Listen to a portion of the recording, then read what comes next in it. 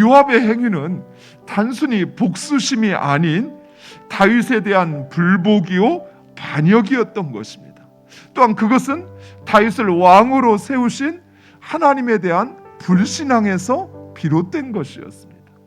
그래서 다윗은 요압에게 저주를 퍼부었던 것입니다. 이런 요압의 분노와 사이르는 오히려 다윗의 저주와 그리고 하나님의 심판을 초래할 뿐 그의 뜻을 이루지도 못하고, 그리고 분노는 결국 분노를 낳을 뿐이라는 사실입니다. 따라서 우리는 성경적 가르침을 따라 우리의 분노를 다스려야 합니다. 내 안에 있는 그 분노의 원인을 우리는 잘 들여다볼 필요가 있습니다. 사람들이 분노하는 것은 다른 사람 때문이다 라고 생각합니다. 그러나 실제로는 내 안에 있는 이기심과 교만함 때문입니다. 이 이기심과 교만함이 다른 사람의 행동과 만나게 되면서 분노가 되고 이것이 화로 표출되어지는 것입니다.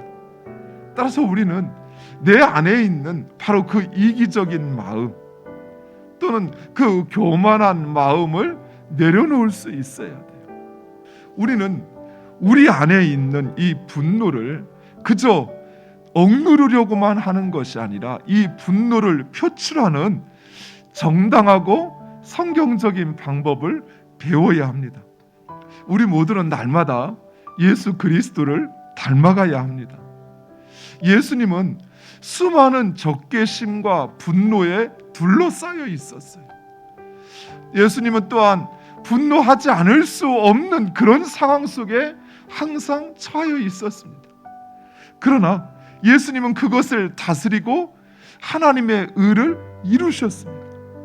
이처럼 우리가 분노를 다스려야 하는 이유는 바로 여기에 있어요. 우리는 그리스도인이에요. 우리는 예수 그리스도에게 속한 예수 그리스도를 닮아야 하는 존재라는 것입니다. 세상의 리더십은 강한 힘, 또 자신에게 주어진 그 권세를 가지고 그것을 휘둘러야만 조직이 움직이고 목적을 성취한다고 생각해요. 그렇지 않습니다. 모든 것 가운데 세워지는 것은 오직 하나님의 뜻입니다. 하나님의 약속이요 하나님의 말씀만 영영이 선다는 사실이에요. 그래서 우리는 바로 그 하나님의 뜻을 구하고 그 하나님의 뜻 가운데 서야만 하는 것입니다. 또한 내 계획과 내 뜻을 그 하나님께 맡겨야 돼요. 그리고 그 하나님의 도우심을 구해야만 하는 것입니다.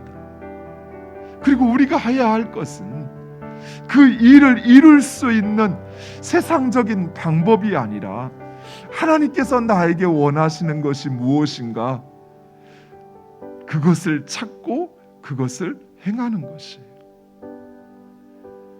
우리가 지난 수요일날 살펴본 것처럼 그것은 크고 위대한 일이 아니에요.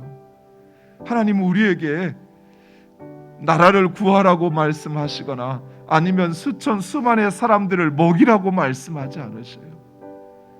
하나님은 그저 지금 내 자리에서 내가 할 수 있는 것, 아브넬의 죽음 앞에 진심으로 아파하고 또 그 죽음을 함께하는 것, 그것이 내가 할 수 있는 것이 하나님 바로 그것을 통해서 일하시는 것입니다. 그것이 하나님의 뜻인 것입니다.